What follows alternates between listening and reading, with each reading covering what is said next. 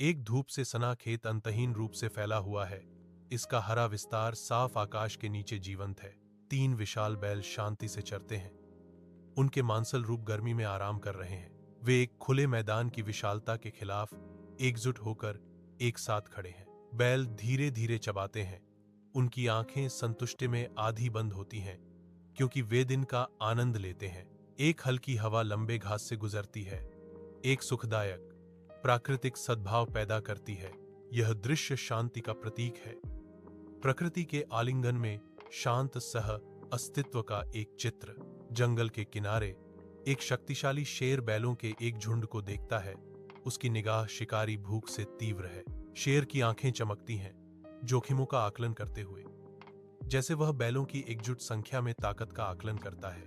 मांसपेशियां तन गईं। शेर थोड़ा झुक गया। सामने आने वाली चुनौती की मौन स्वीकृति। घने पत्तों से सुनहरी धूप छनकर शिकारी के केंद्रित दृढ़ संकल्प को उजागर करती है।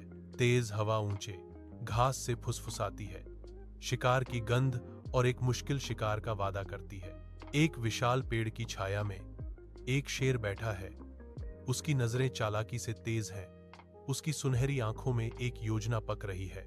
वह बैलों को चरते हुए देखता है, फूट डालने और उनकी एकता को विभाजित करने की साजिश रचता है। चुपके से शेर एक अकेले बैल के पास जाता है।